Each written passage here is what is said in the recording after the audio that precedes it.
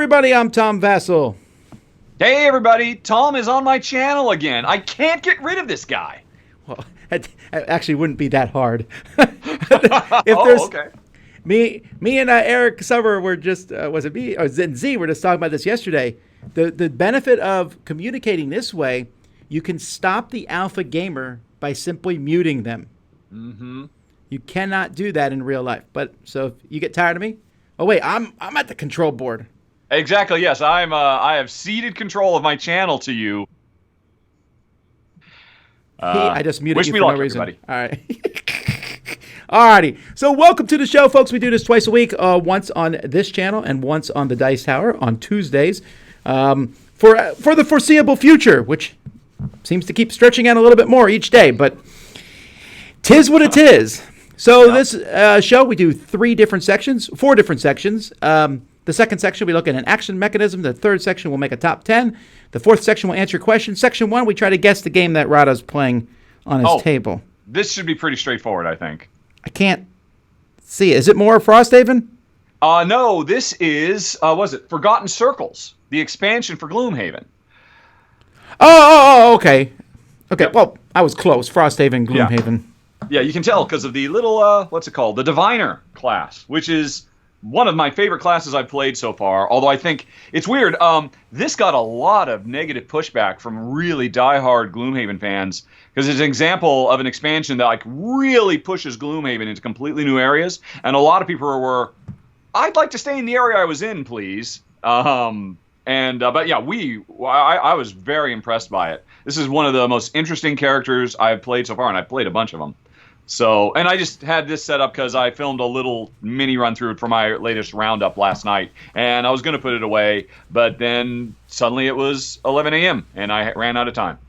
You know, I got to say, now that we're in Gloomhaven, what's it been out, 3 years now or so, I'm not convinced. No. Controversial statement incoming. No. It's not as controversial as you think. I'm not convinced that those extra characters necessarily needed to be spoiler. I'm not going to spoil them here. Don't worry, folks. But what I mean is, yes, it's neat to open the box and see what the new character is, but even if you knew what the character was, you wouldn't know how it works until you play it. There's so much depth to each character. And so Definitely, yeah. And you don't get a new character till a good chunk of the way into the campaign. And so I don't mind that he set it up this way, but I would not go out of my way to avoid hearing about the new characters. Also, I went and opened them all up and looked at them anyway. So, and the fact that Isaac set out to do that, with this veil of secrecy, you won't know who is in this box. What is this box? Who knows? I mean, there is still that nice, hey, I meant to open a present feeling. But the problem is, if you ever go onto Gloomhaven's discussion forums and you have a question about how a particular character works, you will get kicked out if you dare to refer to it by its official game name. Because you have to know, oh no, that's Lionface, or that's Three Horns, because the community has come up with their own weird shortcuts, which, how is that any different than saying what the real name is? It's just an arbitrary word to represent a character, and it is that's a good point. Yeah, right. Like if you say, I have a question about the white magician. There is no white magician. Yeah. But let's say I say that. You still wouldn't know what that was. And then you would just say, oh, I won't read that thread. Yep. I mean, there's all kinds of spoilers for everything on the internet. As long as they're clearly labeled, I think you can avoid them. Yeah. Alrighty, so that wasn't that controversial, I suppose. No, I thought you were halfway through. You were going to say, I don't know if the game needed to have that many characters, or I didn't know if the game warranted that many characters because they were all the same. And I was ready to go toe to toe on that, but no, I don't. I think one of the strengths of Gloomhaven is how different the characters are. I will say that I think some of them are, to me, way more fun to play than others. Mm-hmm. Some of the characters I've seen, I'm like, eh, and I'm at the point where I would actually. If I got stuck playing a character and I didn't care for it, I would just go, I actually picked this character because I don't care. Yeah, I'll be honest. We have actually done that, Jen and I, because she found out the hard way. She does not like dealing with summons. summoner characters because it's so weird how they work, how you don't control them. And she gave it a real college try for quite a while, and this is miserable. This is ruining the entire game for me. I do not want to be this character anymore. We just said, well, okay, hey, you've been this character all this time, and let's level that character up to match how far you've taken this character, and you'll have a better time. And we got back on the Gloomhaven train. Oh, that was years ago. When was the last time you played Gloomhaven, Tom? A couple months ago, actually. Oh, really? Oh, good for you. My biggest problem with Gloomhaven that I have right now is I don't want to pack it up every time I'm done playing it. Yeah. So I actually have it currently. It's in 2 boxes. I took the lid and put half the stuff in the lid and the other half in the other lid. And then on my desk shelves are the characters. So it just, that's one that I have a family, so I can't leave stuff set up. Well, I could, but at my own possible peril. But I sat down and I played through a couple missions and I was like, oh, I'm going to go through more. And then it just didn't happen. Now I got someone living in that room, in the game room, so it's even more difficult. Yeah, but the most important thing about Gloomhaven in relation to Tom is everybody has to remember, every time Tom says, I'm not a solo gamer, one word, Gloomhaven. Well, it's not one word anymore. There's quite a few words, but alrighty. All right. Let's go to our game mechanism of the week. Yes. So we've been going through different game mechanisms. Today is action retrieval. And I'm glad we're going through this because I didn't know the name of all these. I always call this to keep all the cards in your hand. As soon as I saw it, I read the name and I'm like, oh, what does that even mean? I read the description and immediately, oh, the Concordia thing. Gotcha. That's what I thought too. When I read it, I was like, oh, Concordia. So each player has a set of actions available to them in cards or tokens. And once you spend an action, you can't do it again until you retrieve them, which is usually an action itself. And it says, or may take an entire turn. Yeah, there's some way to get them back. Yep. And so this is there only 26 games in this category? Is that right? I'm looking at, oh my gosh, you're right. I'm going to see, okay, well, let's see if I'm going to. No, okay, that's not true. There are definitely more games in this category that have yet to be flagged appropriately. Well, let's see what they got here. So I'm organizing them by number owned. And the number one game is the game we were just talking about, Gloomhaven. Yep. Which is, and it's a great example of it. It's actually probably kind of an advanced example of it. Because there's 2 ways to get the cards back. Exactly. Yeah. You can do the painful, oh my gosh, I wasted an entire turn to do this, or you can do the quick one, but there are huge penalties for doing that. I hate doing the quick one. It makes me sad because then you have to discard a card. So Gloomhaven, you have these cards, and I think in Gloomhaven, what's interesting is your cards are so specific and they're so special to you. Yeah. And for each character, there might be 1 or 2 cards I'm like, yeah, I'll get rid of that card. But most of the rest, I'm like, no, I really want to use that, especially if you start upgrading your cards as the game goes by. Mm-hmm. Then you're really like, no, I spent all this work to get this card.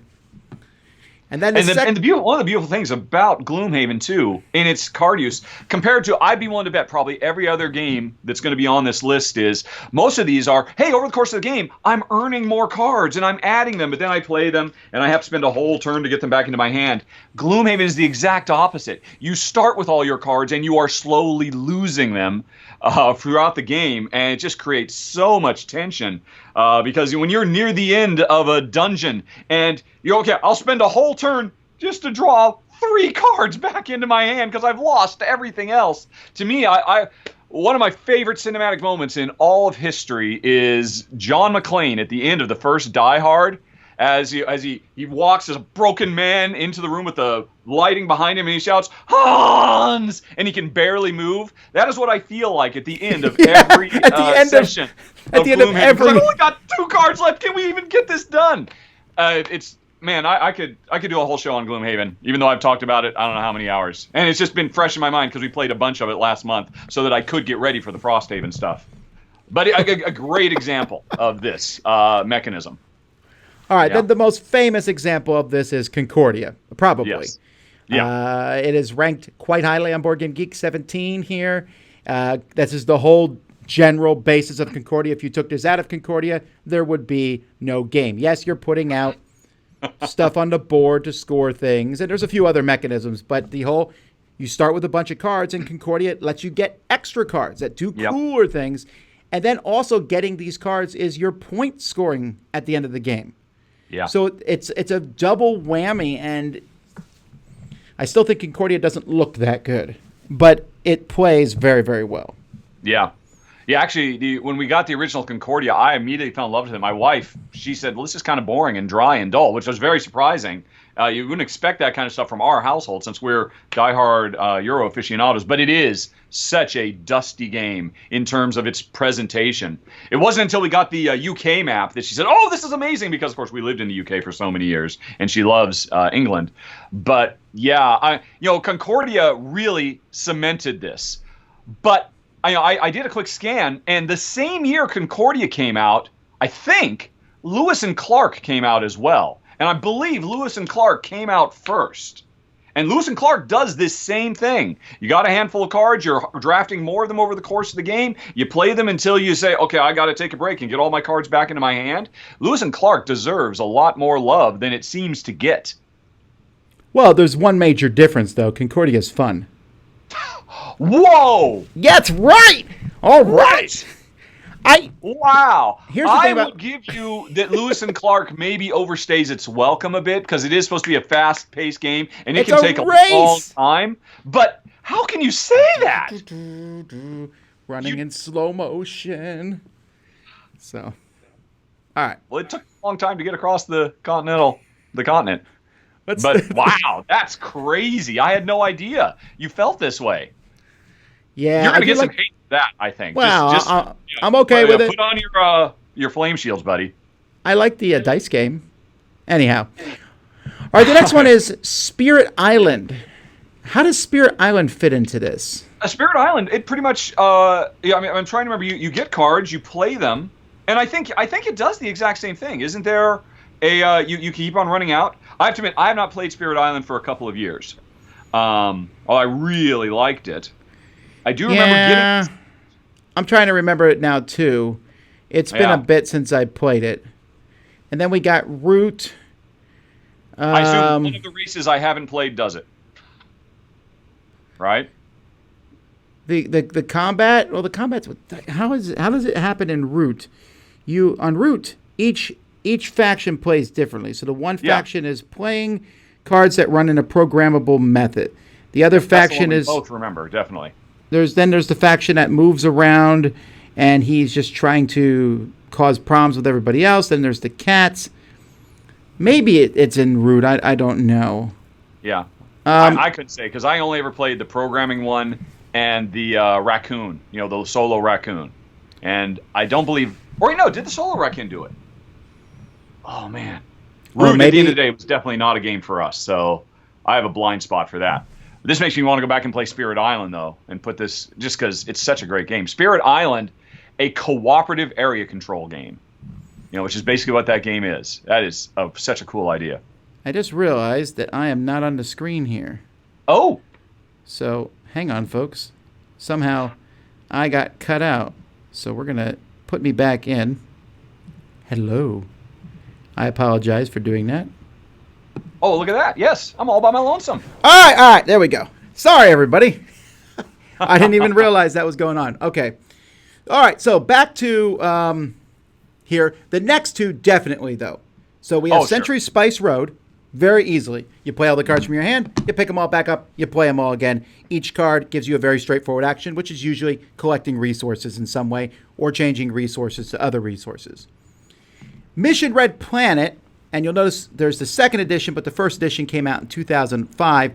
This is one of the first games that I noticed this in for sure. Because in this game you have 10, I think you have 10 turns, and I believe you have 8 different cards to play. So you have to play the card that gives them all back to you. Speaking of, I just resorted by date. Mission Red Planet in 2005 is the first noted instance of this mechanism. Okay. Interesting. So, they set the stage. It feels like there might have been one before that, though. This is such a no-brainer. It's such a core, simple, and elegant idea. You expect to find it in card games from 60 years ago. But I guess not. Yeah. I don't know. A Castle for All Seasons, which, wow, it's been so long since I played this game. I remember playing. I remember liking it. It's get resources, use those resources to build part of a castle. But that's about the... I remember not liking it, although I can't say why. Let's see. Let me see if I wrote notes in my... Whenever I get rid of a game, even long before I was doing Rahdo Runs Through, I wrote down why. I'm going to open it up. Previously owned. And I gave it a 7. I said, a bit too mathy for us. Not that math is hard, it just gets tiring. Is that fair? I don't even remember. That doesn't sound like me. I'm trying to remember. I bring the math. I seek out the math. I wonder if I've grown as a player and I might enjoy this more. It's from the brands. It's from Inca and Marcus. Wow. I have totally... I remember playing this game. The first time I played it was in Malaysia. I do remember this, but I don't remember much more. Did I even review it? I know I played it. Well. Huh. All right.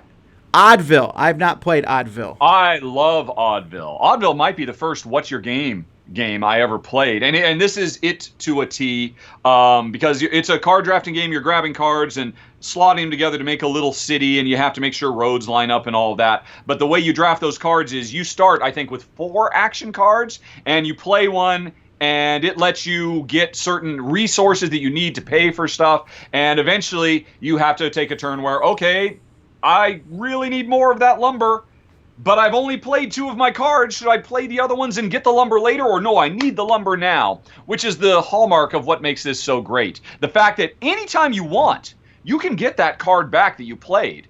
But the longer you wait, the more efficient you will be. But that means you have to come up with good uses for these other cards, so that when you waste an entire turn getting your hand back, it's to maximum effect. And yeah, Oddville is it's a little gem of a game, and it does it really, really well.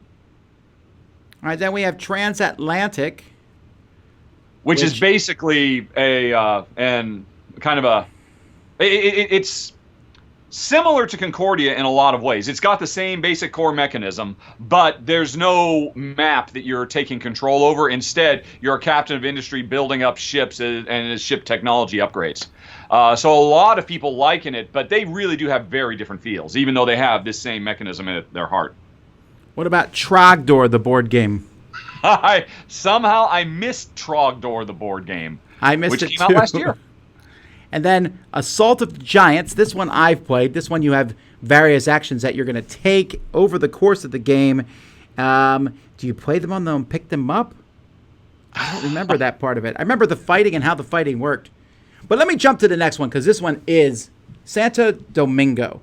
I really like this game. This is a very not noticed game. I don't know if you've played this one. I really wanted to play it. I never got a review copy, but I remember it being. Oh, I didn't either. I went and bought it. You sought it out yourself. Oh, yeah, wow.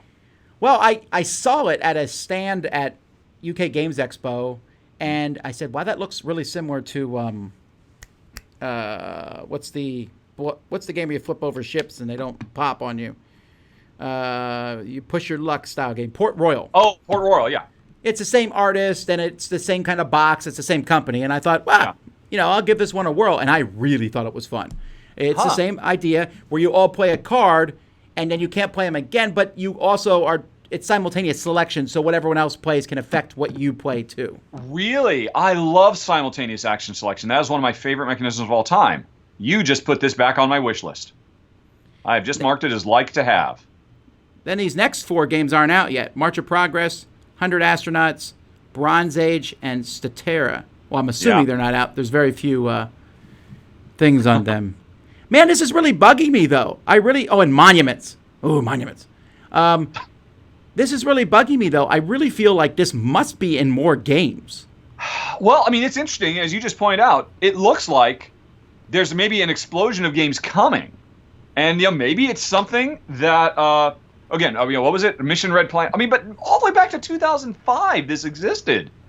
Why did it take until Concordia for this to become a popular mechanism?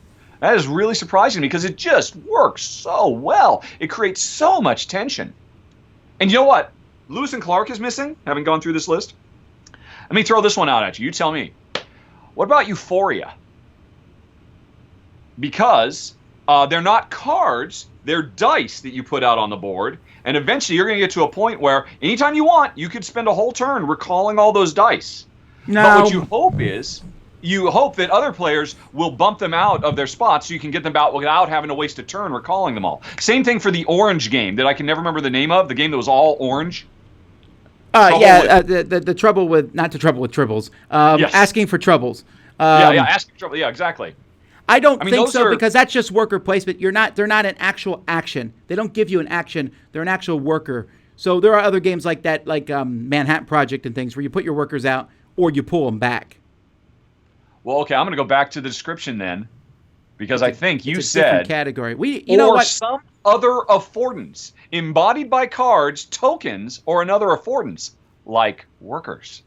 Look, this is spirit of the law. You know it's not. You know what? Someone mentioned this in one of the comments. We really do got to get Jeff in here sometime and put him on the hot seat. You know? Explain yourself, Engelstein. We don't know what this means. So, Professor. alrighty. Well, that's enough of that one here. Yeah, my only complaint is I love this mechanism, Ooh. and I would have expected this list to be twice as long. And I guess it will be eventually. No, I don't know. Someone said Crown of Amara.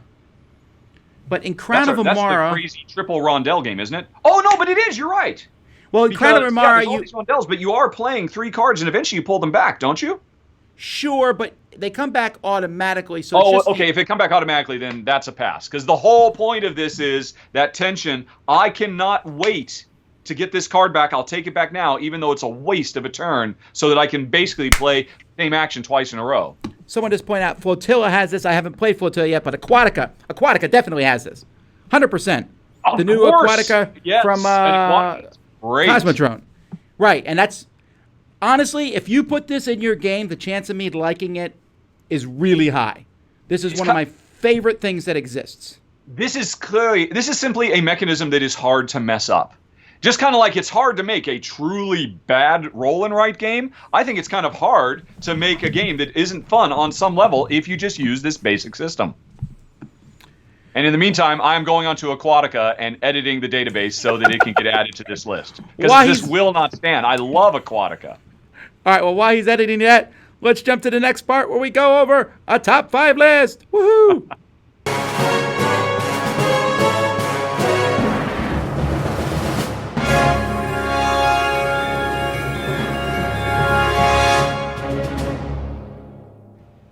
Alrighty, folks, if you have a top 10 list for us, why not drop it into us? Send us an idea. I'll pick 4 of them. Pass them over to Rahdo. He'll pick 1. And then on the spot, we'll make the most definitive possible list as of April 3rd, 2020. Yep. An unassailable list. As close to perfection as humanity has ever produced, these lists we make.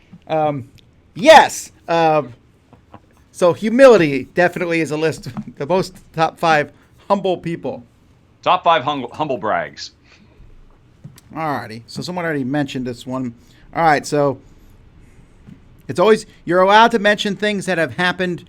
You're allowed to give us topics that we have not done in the past. So even if they made the top 4. All right. I'll do that one.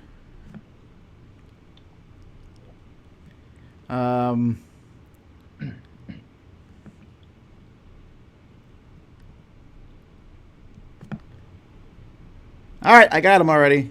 All right, these are not gaming related. All right, so here we go. Top 5 fantasy races. I think this was mentioned before. Yeah. Top 5. Yeah, well, it's a follow-on to Monsters, basically. Top 5 Marvel characters. Oh. Top 5 disappointing movies, and top 5 ice cream flavors. Oh. I like all of those very much. All right. So I think we're establishing on Tuesdays we do a game one, and on Fridays we do a non-game one, it sounds like, which I'm totally cool with. Well, I like... It's I don't know.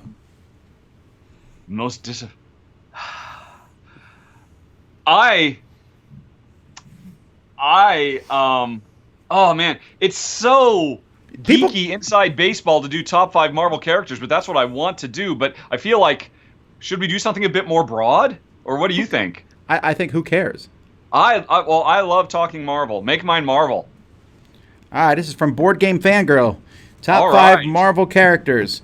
And here's the problem, though. This is going to be a tricky one because on this one, I think the vetoing is going to be fierce. So we're going to have to there might be some problems for reasons that I bet will become clear very, very soon. Yes. But I will start out with an unassailable choice. Not only the greatest Marvel character, but one of the greatest characters in all of human creative writing history, Peter Parker, Spider-Man. Oh, whew. Okay. Yes, I just wrote that down, actually. Well, you can see there's Spider-Man. I was going to write down my top 5, and if you said any of those, it's automatically on the list. Mm-hmm. I agree. Now, they've done some bad things with Spider-Man over the years. They've done some really interesting things, and they've done bad things that have become interesting. Yeah. So not a Clone Saga fan, I assume. That's the thing, though. Ben Reilly fan. I was not a Clone Saga fan. I thought the whole thing was silly, except I then began to enjoy Ben Reilly, and then they killed him off. Reilly? I think that's right. Yeah. It was Ben Reilly. Yeah, I know this for sure. They killed him off, but then they brought him back, and he's interesting. And the whole Doc Ock thing, which I thought was stupid at first, turned out to be pretty good. I don't know if you heard about that. I loved the Superior Spider-Man run. That was so fantastic. I would have happily let that go on for another 5 years. Well, actually, it still is going on. They are doing it in an alternate world. Oh, really? So that you can still see the Superior Spider-Man in his, whatever he's doing right now.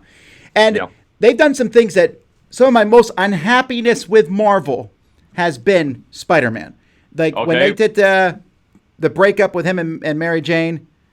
The One More Day. One More Day. Brand New Day. Brand New Day made me stop reading comics for like an entire year because I was just so, to throw away, because his character had grown so much. Spider-Man has always kind of mirrored my life. He got married. They were talking about having kids, and to then just, no, he's 20 years old again.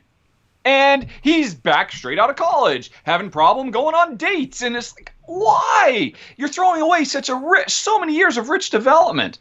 The one thing I liked about that, though, that I thought was very cool, the way they did it, because the whole idea, we need to DH Spider-Man, let's have him make a deal with the devil to save Aunt May, just let her die.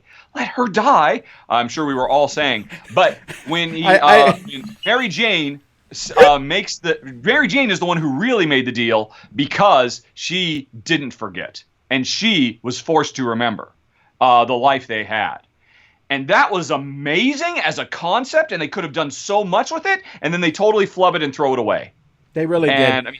And they finally have kind of retconned it a bit to some degree, but that was disappointing. I will say that if you do read Spider-Man, that's a good time to jump in, though, because that series was called One More Day. Brand New Day is a good point to jump in. And Spider-Man did have some fun storylines in Brand New Day. It's a good...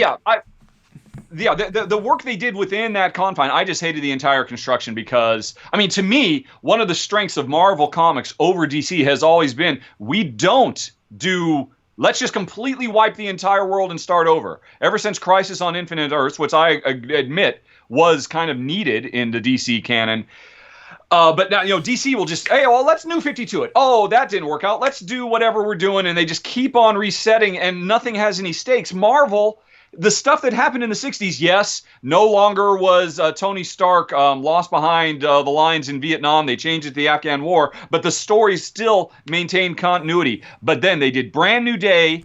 That shook me, and then Secret Wars 3 made me walk away, and I haven't been back since. Secret Wars 3? Or whatever they called the third Secret. In the 80s, 84, I loved Secret Wars, and Secret Wars 2 was kind of weird. But Secret Wars 3 was when they said, hey, this is our Crisis on Infinite Earths. We're going to destroy the entire multiverse for a little while. Segments of the multiverse will all get glommed together on this battle planet. Oh, you're talking about the one that just happened. There will only be one universe now, which is why Miles Morales can now hang out with Peter Parker, which is fine. But, that to me, that always felt like, hey, this is the stuff DC does. You were better than this, Marvel, and that's when I stopped. Well, that was only like 2 years ago, I did. I stopped. I haven't been back. All right. But anyway, so Spider-Man, agreed. I think the only thing we might argue is number one. I know you're going to give some that I don't like. I'll just cut to the chase. I am not an X-Man fan. So I can't put any X-Men on the list? You can do it. And I imagine there are a few I'll say sure, and a few I'll say really? Come on, dude.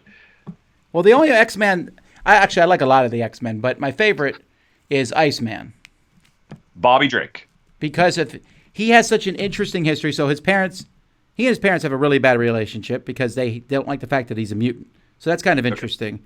Yeah. And he also is, according to the Marvel canon, one of the most powerful mutants in the world.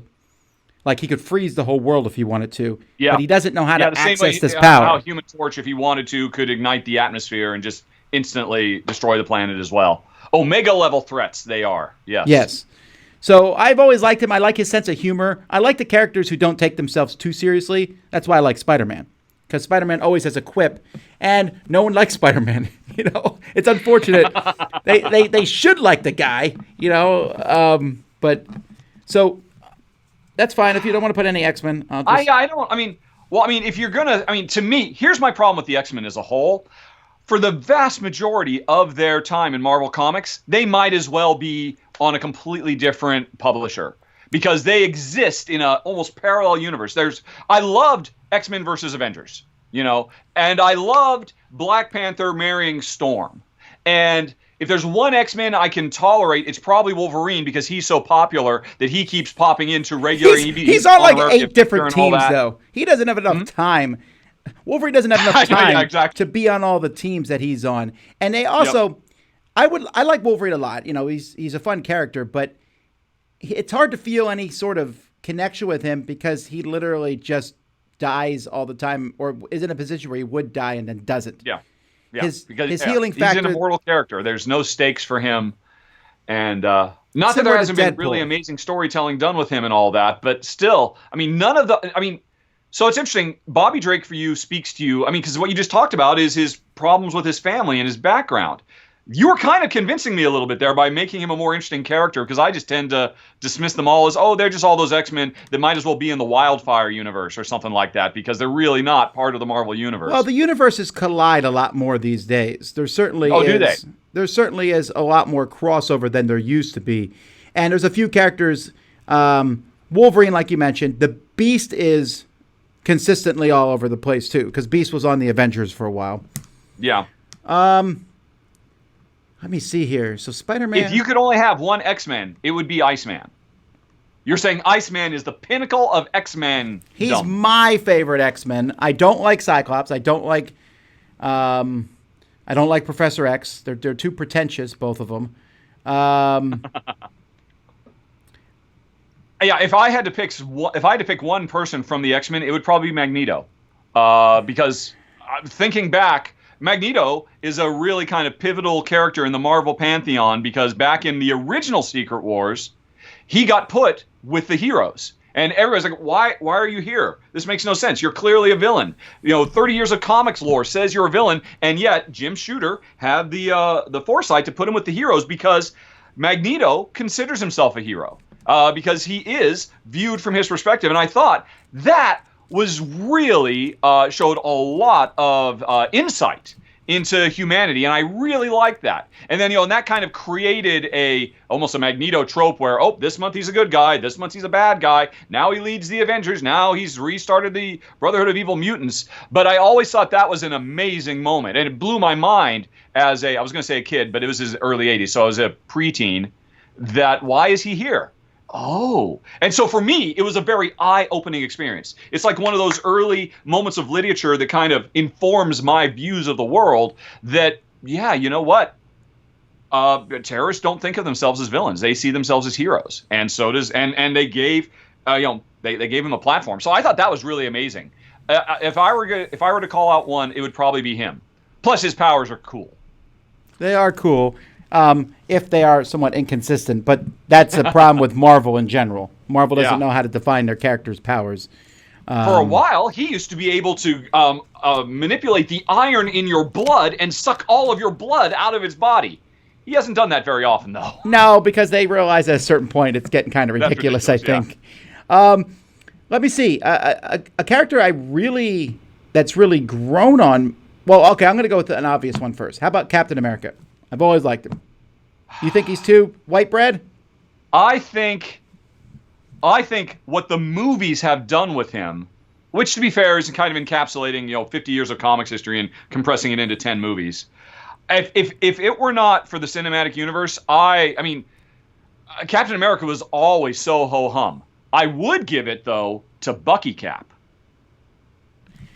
Oh, that's interesting. That was like a 2-year run, and that was an amazing run. Bucky having to deal with, the death of his lifelong friend, carrying that mantle. Suddenly Captain America used a gun, and so he was a bit more dangerous. I wouldn't have thought of it until you said Cap, but I would totally go with Bucky Cap as one of the coolest, character turns in all of Marvel history. I like Falcon Cap too, but the problem with him was it was very short. And yeah, he had the regular Captain America kind of looking over his shoulder. This is going to be tough. Captain America during. What about Captain America during Civil War? Because I really like him there. I always thought he was a cool character. Speaking of Civil War, one of my favorite characters. Always been, for the most part of his history, I mean, I'm depressed because America sucks. I'm going to become Nomad for a while. It's just, I don't think Marvel has ever really known what to do. Nomad has never happened. Until the cinematic universe said, no, here's what you do with him. You double down on that man out of time and, ethos to him. And, I mean, he's fine, but no, I mean, plus, if there is one character who has more plot armor around him than Captain America, I don't know who it is. Captain America could, without breaking a sweat, take down anybody because the writers always just make it happen just like that. I don't care. But I will say this as an aside. Yes. People may not agree with me. People always say the book is better than the movie. I think the cinematic universe, where it's at now, has done a much better job at tying everything together than the Marvel comic universe has ever done. Yep. I wouldn't have said that at the beginning. At the beginning, they would make changes, and I would go, that's not how that works exactly. You forgot this character. At this point, I'm like, yeah, you guys know how to do this. All right. Here's an off-the-wall one I like a lot. Speedball. Speedball? That's a mutant, I assume. No, he's from the New Avengers. Oh, is he? Okay. Did you not read the Civil War? I did, yeah. Was he the one and he became Penance? Yes. Is his name not Speedball? Am I Speed? Yeah, he's Speedball. Robbie Baldwin. Okay. He became Penance. He was a goofy, goofy character on the thing. And then he went through that whole thing and became Penance and then pulled back from that. I thought it was a really good character arc. I really like that whole... I agree. I mean, I think it's maybe a little on the nose, but I thought it was a really brave thing to do, turning him into the ultimate goth character, and having his internal turmoil literally become a superpower. I really dug that stuff. But then he pulled back from it as time went by, and became a more straight-up hero, but never completely. He's a very different character now than he was then. I really enjoyed him. What about if we jump to the Fantastic Four? Okay. Well, for me, it would have to be Ben Grimm. Okay. I was going to ask, because I would put Ben Grimm on the list. I really like him. He's a really fascinating character. All right. Peter Parker, Ben Grimm. I would actually put him there. I really like Ben Grimm, the way he acted during Civil War, where he tried to remain neutral, where he has this, this underlying sadness, and then he deals with the Human Torch who never ever stops poking him. Constantly. Great relationship there. He's been fantastic as a team player. He's been fantastic as a solo run. With again, it's a torture. I'm down with that. I think we have our number 2. I'm going to throw out our number 3, and I dare you to disagree with Jennifer Walters' She-Hulk. Oh, you know what? I might have, except last week I read the entire She-Hulk, the whole line. I don't know why. Okay. I for some reason I read a random comic of it, and I was like, I'm starting from the beginning, and I read through the whole She-Hulk thing, and I met characters I never met before. She had a Skrull friend, and there's a little bit of fourth wall breaking occasionally, which I don't like. Well, that was that was originally her shtick. She was doing that years before Deadpool ever did it, but now Deadpool and I guess Gwenpool own that. But yeah, I mean, I have always loved her because, yeah, back when I was a teenager, I loved her breaking the fourth wall. Back was it John Byrne's run on her, and that more recent storyline where she said, "Okay, I'm kind of done with all this. I'm just going to really focus on my legal practice." I mean, there is so much that can be done with her. She's such a great character, and you wouldn't think so. You'd think she's just like a cheap knockoff. Oh, great, we got to have a female version of the Hulk, and yet they have used her to such great effect. I like her better than the Hulk. I mean, I like the Hulk, but the Hulk is in the same category as Wolverine, where it's like, yeah, seriously, he just survives nuclear bombs and stuff. Okay, whatever. She's much more interesting. They actually, in the recent past couple of years, she now acts like the Hulk did. She looks like the Hulk. She's doing a little bit of Hulk smashing stuff. I don't know how long that will last, but I thought that was interesting. She also, the sides and the way she handled things during Civil War. I know I keep coming back to Civil War, but that's where I watched a lot of stuff. I really feel bad that we're like cutting off the whole X-Men universe here. No. I mean, that's a good chunk. Magneto is the greatest thing the X-Men universe ever created. Fine, we'll put Magneto on the list. So we have Spider-Man, Thing, She-Hulk, and Magneto. Yeah, we can't all be heroes. All right, so we talked about Avengers, we talked about Fantastic Four, we talked about Peter Parker, Spider-Man. I gotta say, I like Spider-Man a lot, and I like a lot of the people in his universe too. Yeah. I like the new Spider-Gwen a lot. I find her to be a fascinating character. Mm-hmm. Black Panther's a pretty cool character. Yeah. I'm jumping around here. Marvel characters. There's a lot of... What about... I would be shocked if you've read them, but did you read Garth Ennis's run, his long run on Punisher? No, and I would... Punisher I would never have considered, except for all the work he put in all those years. Those are some amazing stories that really elevated it beyond, kind of the schlocky backstory of Punisher. I mean, really deep, powerful stories. But I don't know if I could. I mean, that's really more a testament to his writing than the character himself, I suppose.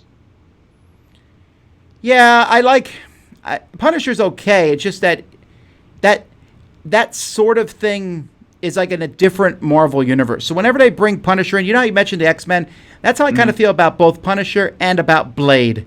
Whenever those two characters show up, I think, oh, okay, that's right. These guys are in the Marvel universe, and I don't really understand how they got there.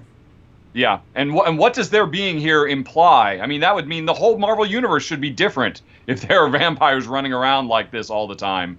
Yeah, I agree. What does the audience say? Oh, they're just talking about all different things, and they're right now talking about Doctor Doom. I like Doctor Doom. I think he's a cool villain. Yeah. But I wouldn't put him in my top 5. No, I would say he can't touch Magneto. Just in terms of, if we're talking about villains, and this is even outside the cinematic universe, where in the cinematic universe he reigns supreme.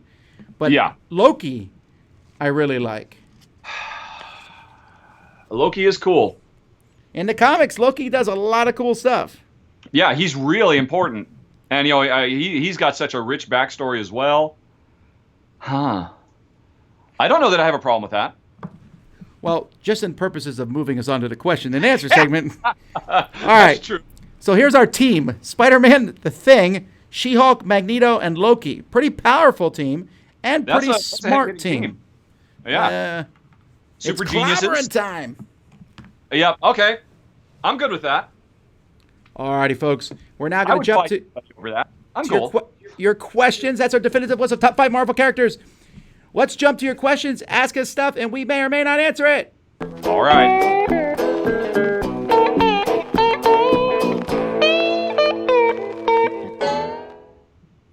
All righty.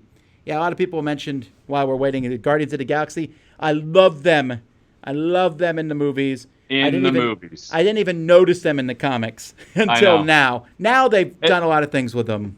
Yeah. It is weird. I was, at the time, I was working, still in the video game industry, working on Secret Wars 3, written by Greg Pak, the guy who wrote World War Hulk. We were working with him, and there were big plans for it. And the Marvel people kept coming and saying, you got to work Guardians of the Galaxy into this. You've got to. They're going to be amazing. You can't believe how amazing their movie is going to be. And we were just all laughing as soon as they left the room. Groot? Really? Star-Lord? Get out of here. No. And wow, I had to eat some crow over that because, yeah, those are fantastic. All right, first question's for me. It says, Tom, what's your favorite Rahdo video game design? So to help me out here, I actually need to know what games you've designed. Okay. The main ones would be the Siphon Filter series, Fable 2, Pitfall: The Lost Expedition, Brink, and Bubsy 3D, and The Sims. The Sims.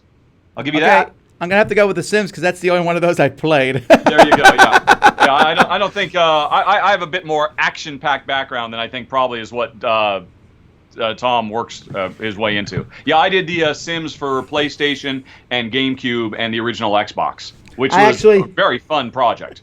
I stopped playing The Sims. I played it one time, and I made my whole family in Sims, and my kids were watching me play, and I spent all my money on some stupid refrigerator, and didn't buy a phone.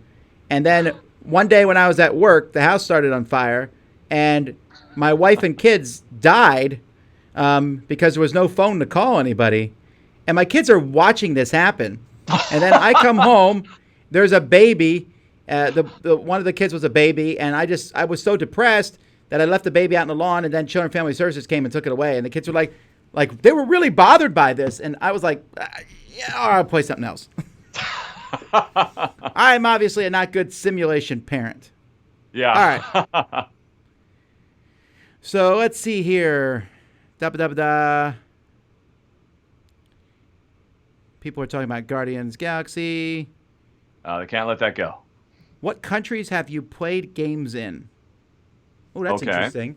Okay, so how many countries have you played games in? America, England, France, Greece, Malta, Italy, Switzerland,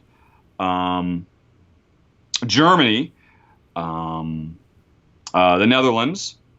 I might be at 9. There's probably a couple more I'm not thinking of off the top of my head. So right now I'm counting 9. You haven't been to Canada?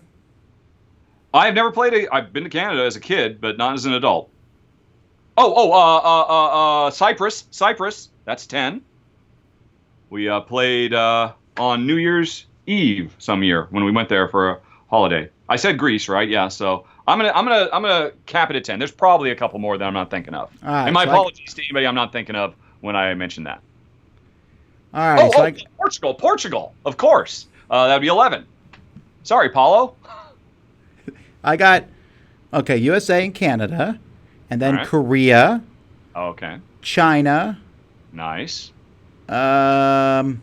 Malaysia, Thailand. So that's 6. Mm-hmm. I'm trying to think what other countries over there I've played games in. Not any. I didn't play in Japan or. Okay. So then Germany, 7. Iceland, 8. England, 9. And didn't play games when I went to France. And haven't been to too many other countries over there either. So I'm going to say 9 countries. All right. I might be missing one or two. I am the best world traveler. And I thought of one more. We played games in Marrakesh. So, that's not the country. But, yeah. So, was there benefits of living in Europe for 15 years? You end up playing games in a lot of places. Was there a time your YouTube channels kept you from doing something you love with the board game community? Well, I would say that happens often, right? Because I would like to go to a convention all the time, right? I like conventions. I would go to them weekly, and I could go to a lot more conventions probably. If you could be anonymous. Well, no. I mean, I that doesn't even bother me that much. I'm saying, but I actually have to do the videos at some point.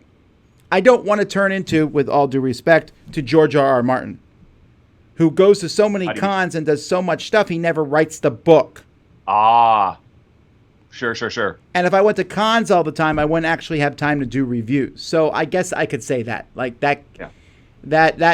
The YouTube channel, other than that, though, I would never let it interrupt my regular life. If it's YouTube channel or, an emergency in my family, the YouTube channel ain't going to make it. A good call, to be sure. I would say the number one thing that doing Rahdo Runs Through prevents me from doing that I would like to do more of is playing all of these. Because I assume the same is true for you, Tom. I play a game a bit, I get it down, I film it, I put it on my shelf, and 5 years later, there it is completely covered in dust because I've just got to move on to the next thing. I'm like a shark. If I don't keep swimming forward, I'll drown under a mountain of games that I've got to cover.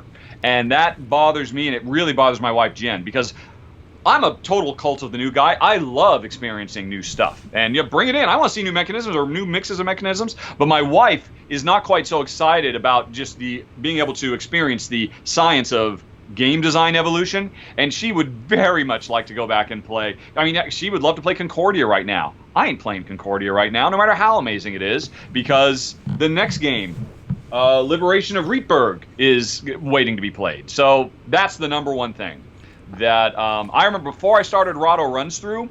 We went for a year playing Agricola every Sunday like clockwork. And it was our thing, and we loved it. And that's impossible right now because of got to keep that volume. I don't necessarily fall in that same thing just because I really, even if I wasn't reviewing, I would keep hunting down new games. I really like the concept of it. I would probably do it a little bit less. Yeah. And there's a lot of these little games I would not play, probably. Mm-hmm. But so someone asked about me liking your games. What about you liking my games? And this is a joke, folks. Because I designed nothing personal to be the very antithesis, not of what Rahdo likes. It just happened to be that way. It's like the most take thatty of take that style. So if he liked it, I would actually be completely shocked in that regard. No. Vicious. I wouldn't be surprised if I like Vicious Fishes. Yeah, but I have some problems with Vicious Fishes that bother me with the design of it. So really? That you want to go back and fix, or did you have a design that got modified by the publisher, or what? No, it's not the publisher. Okay. No, I wasn't completely happy with it. I rank it at most a 6.5 right now. It bothers me a bit. My new game that I designed that I never published was only at a 7, and I wasn't happy with that. I don't want to do another 7 out of 10. So I needed to make it better. Yep. What's your favorite movie of 2020? The year 2020? Oh, yeah, so far this year. Jeez. I want to say Black Widow, but it's been delayed. I agree. I will say, I think, I'm looking quickly online to see what movies came out in 2020, but I think that Pixar movie that just came out. Onward? Yeah, we watched it the other night. That was lovely. That was so lovely. It's not peak Pixar, but it's like, one step down. Yeah, I agree. But man, once again, they sucker punched me at the end. I even knew they were gonna sucker punch me, right? Someone had said, they'll get you. Sitting there waiting. Okay, bring it on. Oh, you still got me. And they did it in a way I didn't expect. Again, they're really good, and I like the messages of Pixar so much. What is your peak Pixar anyway? Peak Pixar? I'll be cheap and say the first 5 minutes of Up. Okay. Excluding the first 5 minutes of Up. Yeah, exactly. And the rest of Up is lovely as well, but it's really the first 5 minutes that make that movie. Peak Pixar, actually thinking about it, I probably need to watch it again. I might literally say Toy Story 3. Okay. Toy Story 3 so blew me away that it had no right to exist. When it, coming after perfection. You can't continue this story. It's, oh my God, how did they do this? It was really good. The wizardry involved in that is amazing. I think my favorite is Inside Out. Inside Out, oh my gosh, yeah. I've probably seen Inside Out more than any other Pixar film because every time another one of our family members comes, or who hasn't seen it, we end up watching it again. Because that's pretty peak Pixar as well. I agree. All right, what games would you recommend that scale well for two players that weren't specifically designed as a two-player game? Oh, I mean that if you know my answer. Is it You Time make fun of me. Stories? No, Seven Wonders. Yeah, you're wrong on that. Yeah, but it's awesome. Do you want to talk about that? I mean, when was the last time you actually tried it?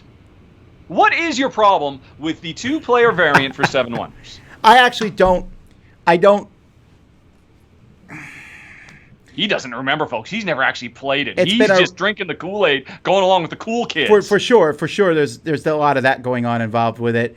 I have to say that hands down, I almost always dislike a two-player variant in a game where it's an added thing later on. If there's a dummy player involved, I almost always dislike it. If there is a computer something or other, that bothers me too. Yeah, any kind of automated system. To me, if the game isn't two-player, I'll just say I'll find one that is, because there's so many good ones.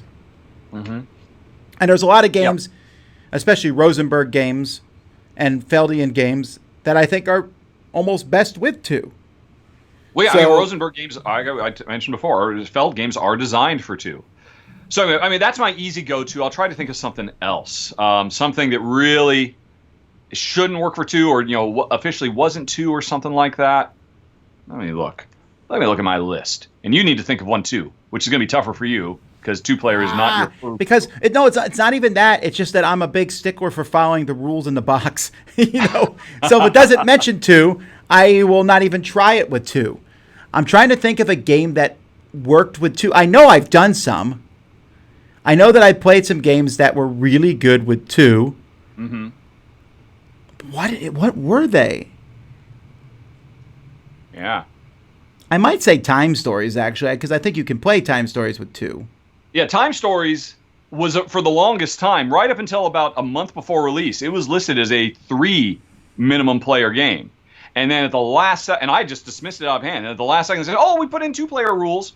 But those 2-player rules were awful. They were atrocious. They were so very clearly an afterthought. And as a 2-player gamer, I mean, I was forced to come up with my own house rule variants based on some stuff that other players had done online to make them not horrific. I'm glad to say, not that you care or would even move forward with it, that the new cycle, it seems like they're finally addressed the 2-player weakness and are actually taking that into account that, hey, maybe couples would like to play this game as well. Because I know their original opinion was, well, this is a storytelling game with everybody telling stories to each other. If you don't have at least 3 people at the table, it's ruined because you don't have 2 storytellers isn't good enough. That was literally their design philosophy, and it was wrong.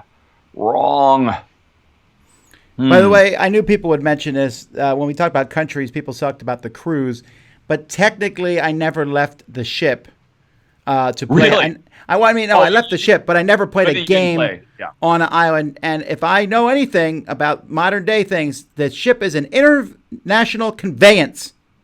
Really? I know this. I know this now because of them keeping numbers about people who are sick and all. And cruise ships are listed separately. So when is the next Dice Tower cruise?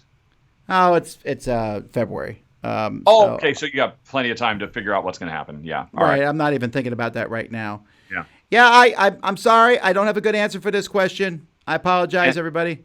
I cannot think of one. Another good one, although it's kind of similar, is Between Two Cities. Between Two Cities, really, you need to have 2 people. Because it's the whole point. I'm playing with the player on my left. I'm playing with the player on my right. And that's the same person. Huh? It's the same person. Well, no, that's awful. That was horrible. That just completely robbed the game of all its specialness. But they did an automated third player that worked pretty well. Although, actually, thinking about it, Between Two Castles pretty much killed that automated player and came up with a much simpler, more streamlined way. I might go. So how do you win? So. That's interesting. In both of these games, there is a third city, much like Seven Wonders. And in the original Between Two Cities, there was an automated system. You drew a card that indicated what they would want to do. There were certain probabilities of what that third city was likely to do, so you could plan for it. And then in the new one, you and I are playing Between Two Castles. I've got 2 castles next to me. You've got 2 castles next to you. We are both on turn In addition to picking tiles for our own castle, each of us are picking tiles for the third castle as well. Or no, we're taking turns picking castles for the third tiles. Very Seven Wonders, and it works well. But these are all the same basic idea. But why would I ever work on the that we take control of? And the reason I think these work so well is because the hallmark of a great board game is, does it give me interesting decisions to make? And while there can be such a thing as too many decisions to make, I think when it's done well, like Seven Wonders or Between Two Castles, a few extra decisions that you only get to make in two-player that give you a whole extra strategic level to manage and control and use to your benefit, I think enhances the game. That's why I will still say, having played Seven Wonders dozens and dozens of times at all player counts, I still think it is best as a two-player game because it is a deeper, richer, more complex game. All right. Well, on that controversial statement, we will have to end today. It's 3 o'clock. No! Time goes by so fast, but we'll be back on the Dice Tower channel at 2 o'clock Eastern Standard Time, 11 Pacific Standard Time on Tuesday of next week. And since it'll be your channel, it'll be all about how Seven Wonders two-player is terrible. And then the following Friday, I'll come in with a whole. I'll be like, all right, we're talking about this. I don't have a skin in this game. It's the weekend, so time to play some games. We'll see if there's some interesting ones. I always play them like a year after Rahdo does. So, all righty, folks. Thanks so much. Until next time, I'm Tom Vasel. I'm Richard Ham, also known as Rahdo. We'll see y'all next time. Bye-bye.